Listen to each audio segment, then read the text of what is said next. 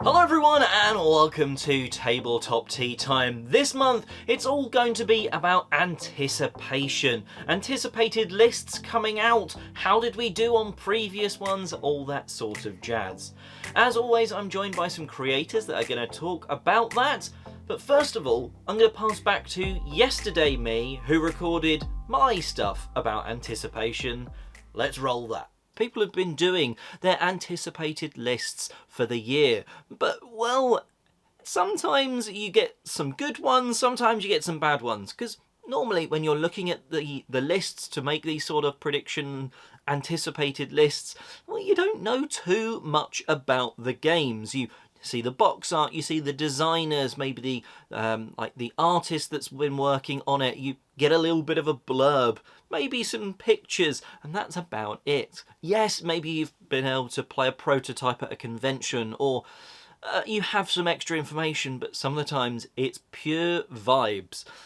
Now, one that I was really sort of anticipating was Unmatched Adventures Tales to Amaze, and for a long time it sort of panicked me when I thought about it, because Unmatched is a series that I absolutely adore, and this was going to be a cooperative adventure, sort of using that sort of system and logics, and I'm not going to admit, I was very hyped to play it for the first time, and I was so happy when I got to play it at a convention.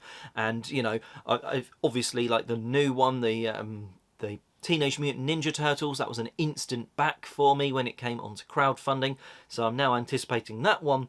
But the Tales to Amaze, I was really happy in the end of how that system worked out. I anticipated it as, I have to play it, I really want to own it, but I was hesitant. I was hesitant because I like the system 1v1, but you know, are you going to have to do lots of admin for the monsters and all that sort of stuff? Yeah, you do a little bit of admin, but certainly not too much. So that was one game that I anticipated it being good, but was a bit worried that it might fall flat. And you know, I love Unmatched, and that would taint sort of the line of games a little bit. Oh, Unmatched is great, but forget this one. No, Unmatched is great, and Unmatched Adventures is as well. So that was one I anticipated and was happy about. However, there are some times when you anticipate a game and it doesn't live up to expectations. Now, I've got two of these that actually, one turned around. I actually really do like the game now, and the other one I haven't yet gone back to, but I feel like I will at some point. Both of these are games which have large player count ranges, and I played them at a convention at a top sort of level. One was Red Rising and the other one is World Wonders. Both I played at a convention, be it UK Games Expo or Spiel, and well, they both really sort of left a sour taste in my mouth. Red Rising is in my top 100. I really do like the game, but wow, I did not enjoy it, and I would not play it with more than probably 3 players. I'd play it 4, but everyone needs to know how to play the game. At 5, which is where we played it at the convention, no one knew what they were doing. It took so long. There was players that I was playing with that I didn't know, and they were either taking a long time or they weren't too interested by like halfway through the game. And that really pulled the experience down, and I'd anticipated it being a really cool game that I wanted to play. And I came out of the experience going, wow, that was, yeah, I'm not sure I want to play that one again. But I gave it another go at 2, and I absolutely adore that game at 2. I think it works so much better. The other one is World Wonders. I anticipated it. Everyone that reviewed it sort of said they loved it. And yet when I played it at Spiel, again, it was with, I think, 4 or 5 players, and it just felt meh. It was very slow round the table, and to be honest, I didn't find that it needed to be. I feel like I need, again, this is a bit like Red Rising, I anticipated it being great, and I think it could be at a low player count. Now, I don't think either of those games work at a high player count, so that's where I anticipated something being really good and was actually let down a little bit. Thank you, past me, for those brilliant words of wisdom. Yeah, sure.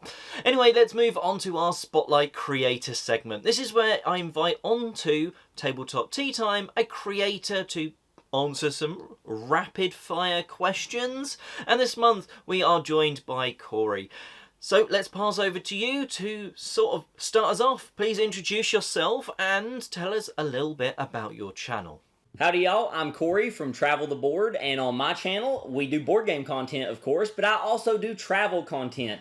The name of my channel came from mine and my wife's two loves, both board gaming and traveling, so together we travel the board. I try to keep a nice healthy balance between the two because I know those are two different sectors, but I feel like there's a lot of overlap, and I feel like the people who watch my travel stuff tend to like the board game stuff, and the board game people also tend to like the travel stuff. I think the majority of it's centered around, of course, myself, my wife, my friends who are my co-hosts, and the people around me. I really try to make my channel more about the personalities than it is the specific thing you're watching. So when you guys watch my channel, I really hope that you come for the content, but stay because you like me. That tends to be my goal in the thing, but I really enjoy doing this, and it's been fantastic. It's been a journey that I've been on for over 10 years, making content in different forms, fashions, and it's just a passion for me. I love it. I love everything about it, and then my current channel is finding some decent success, and I'm having a blast doing that, and I don't plan on stopping. I think it's awesome. But yeah, that's my channel. One thing that's really obvious is that passion that you have shines through. So let's dive deeper and find out a little bit more about you. What would you say is your favourite game and your favourite mechanism? Alright, so I just wrapped up my top 100 games of all time, but I'll give you, because you asked, the number one spoiler. You don't have to watch the video. Here's the spoiler for you. My favorite game of all time, you can call me basic if you want to. You can say that I just like good games, but that's the truth. Good games are good games, and that's why I like them. That's why my favorite game is Wingspan. Wingspan is about as close to a perfect game as you can get, in my opinion. The engine building in it is fantastic. All of the different birds in it are fantastic. The eggs and all the quality of the components are awesome. You can buy so many upgraded materials to just make your game cooler and cooler and cooler. And believe me, if it's been made for the game, it might be in this box right here, because I have collected so much of it because I love this game so much. It appeals to most people. I don't think I've ever played a game with someone who said they disliked Wingspan. It may not be their favorite game. It may not be their typical type of game, but I've never heard someone say they dislike it. If there's someone out there who says they dislike Wingspan, I think it can only be because they've heard about it and seen it so much that they're just sick of it. Not that they actually think the game is bad, because I don't think this game has flaws. It has things that you may like more than other things, but I think it is close to as a perfect game as you could just about get.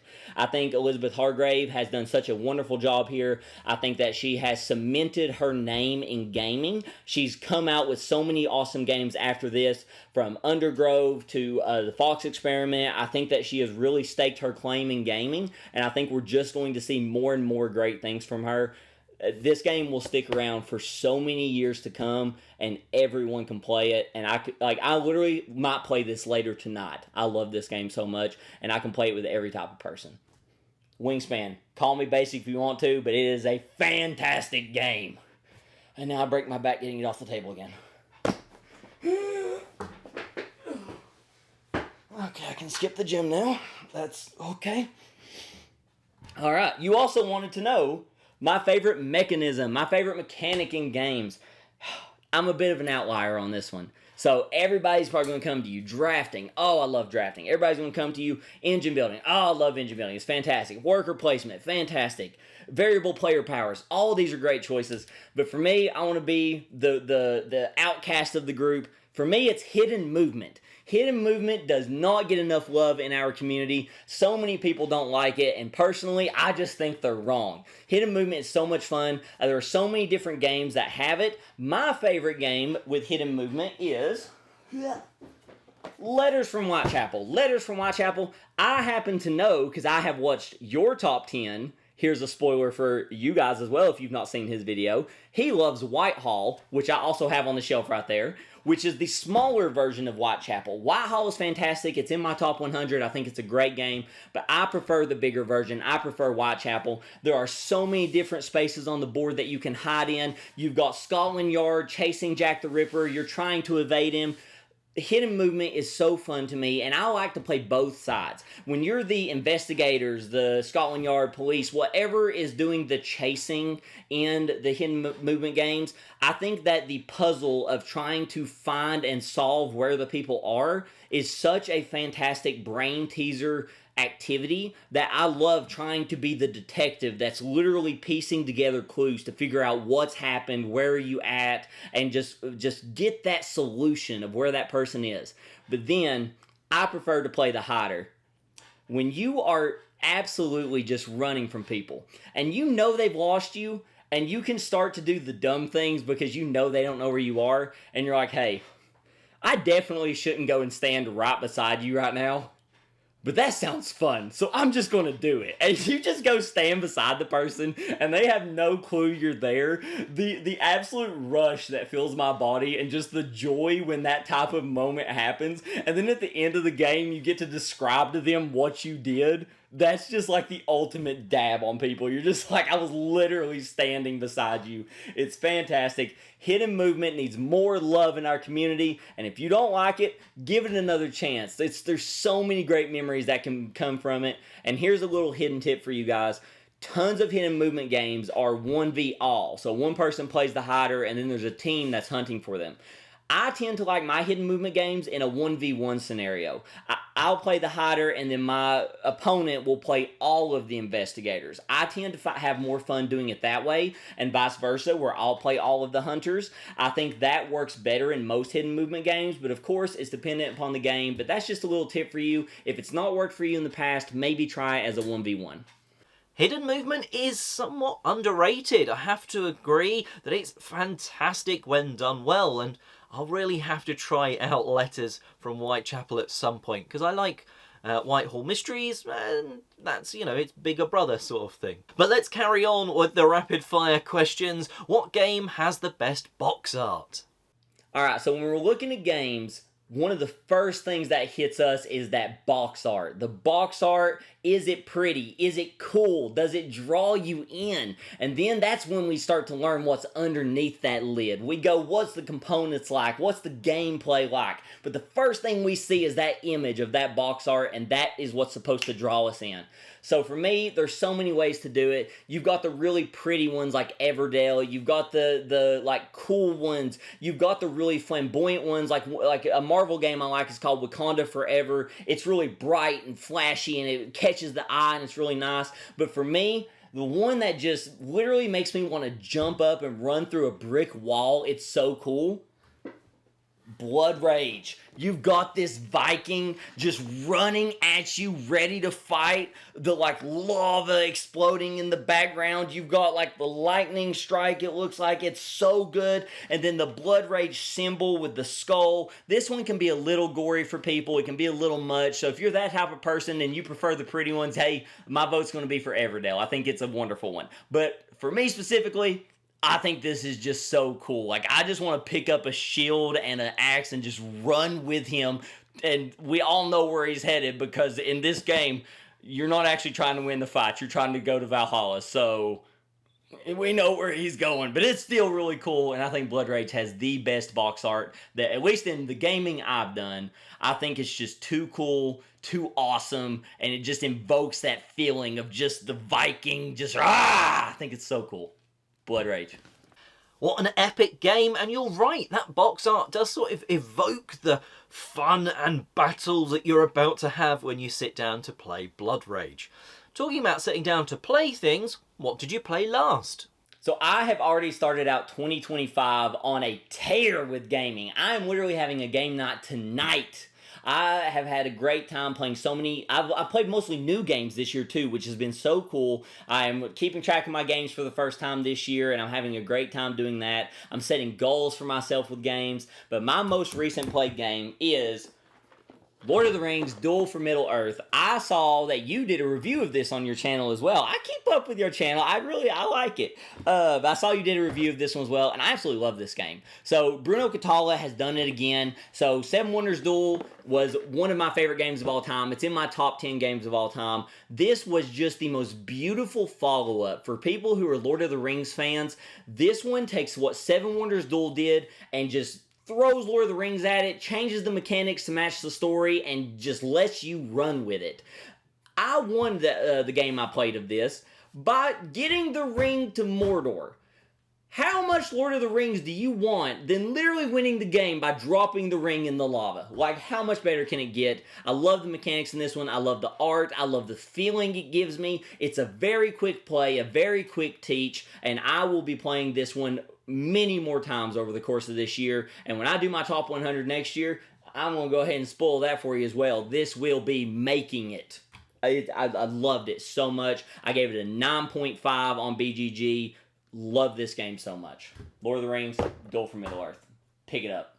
What a fantastic game, and a great recommendation, and I can match that recommendation. If you even slightly liked Seven Wonders Duel, I think you should give Duel for Middle-earth a go.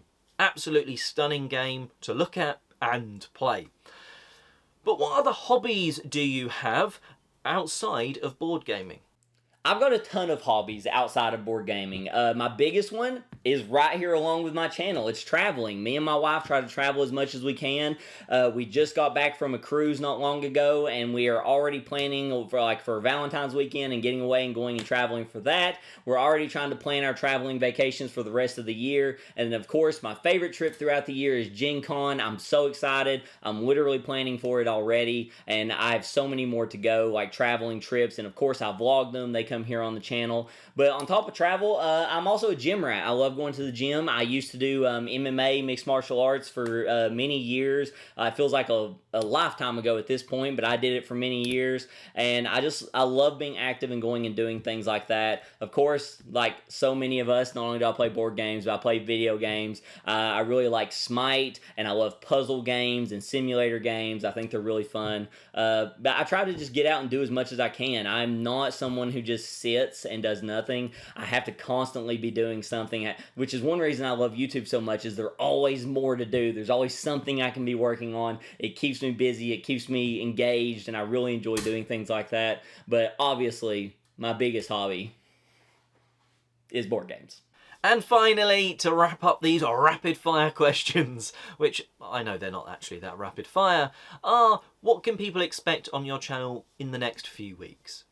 In the next couple of weeks on my channel, I think I've got some awesome videos and awesome content coming out for you guys. First off, in 2025, I'm starting to do shorts on my channels. I got some ideas for some top 5 lists, some skits, some funny stuff for you guys. I'm going to be dropping little live things as well, so shorts are going to be coming. I'm very excited about that. I love doing polls and things on my channel for you guys to get engaged, voting on certain games and things like that. But that's the small stuff. The videos I got coming for you guys, well, first off, Gen Con 2025 is in the same year as us now, so we're in 2025. It's time for me to get on that Gen Con content. It's time for me to get you guys prepared for what's to come for Gen Con, how to buy your badges, how to book your hotel, how to get ready to make sure you can enjoy the best 4 days in gaming. I love Gen Con so much, and I love helping you guys prepare for it. And then, of course, every single month, my plan is to do a top 10 with my 2 co-hosts, Lucas and Scott. Our top 10 board game themes will be coming out soon. I hope you guys check that out. I think you guys are going to be very, let's call it surprised by my number 1. I don't think anyone with 100 guesses could guess what my number 1 is, and I think that's going to be super cool to show you guys. But our top 10s are going to be a great time. That's what I got coming in the next few weeks. I hope you guys come check it out. I hope you guys are enjoying my videos, enjoying my content, also enjoying the content on this channel. He does such a great job for us and all the other creators. And I just want to say thank you so much for everything you do and let me be a part of this. But yeah, guys, watch the rest of the video. Hit the like down there. Peace out. Bye-bye. A huge thanks to Corey for coming on and being the spotlight creator, answering the rapid fire questions and handling them with ease, to be fair. Now let's move back to anticipated lists, and Evan is going to talk to you all about a whole shed load of games that he anticipated. Hey everybody, I'm Evan, and this has been an incredibly busy month, so I didn't really have time for my usual segment, so we're going to do something a little bit different. We're going to look back at my top 10 games that I anticipated for the year of 2024. Did I get those games? Did I play them yet? Are they fun? Well, let's finish up our tea here and get started. Okay, so my number 10 anticipated game for 2024 was a game called Botany. This was a game I obviously received. We only ended up playing this one time this past year. It's a beautifully produced game, but I don't know how well play-tested this game was. It feels long. It feels unbalanced. But there were like some like really fun, like weird, strange event cards, and that was the most fun about this game, where you're just kind of going around and you know, getting plants, bringing them back to your house or whatever. It was fun. I'd play it again. Didn't love it, but I liked it well enough. My number 9 was Harrow County. See, look at this. I even got like the fancy one in the little satchel. This is a great game. I played this. This is one of my most played games of 2024. I was playing this remotely with my friend Liz from Long Distance Gamers, and I played this in person a bunch of times, and I had a really good time with that one this year. I can't believe it was so low on the list because of how good I think this one is. All right, my number 8 is this game right here called Beverage. This is maybe one of the games you haven't heard of. This is an interesting sort of like, it's a worker placement game where in a market like, not manipulation game, but like trying to control the market sort of game, I guess, where there's been a stadium being built in the city, and you have to kind of like contribute funds to help it get built. And then obviously whoever contributes the most, I think, gets the stadium named after their beverage company. There's a weird, tricky sort of thing with this game that how the money works. It kind of goes into this blind box as some goes in, most of it goes in there during the portion of the game, and then you kind of have to start the following round, almost like guessing how much is in there. So if you can keep track of where the money is coming from and how much is going in there, you'll do better at this game, because that's what Grayson did. And I can't keep track of all the money that's flowing around. He could. He was keeping track of it in his head, and he wrecked us at this game. It was fun though, and I think it does a lot with not really a lot of components. So it's good. My number 7 is this game right here, Biohack.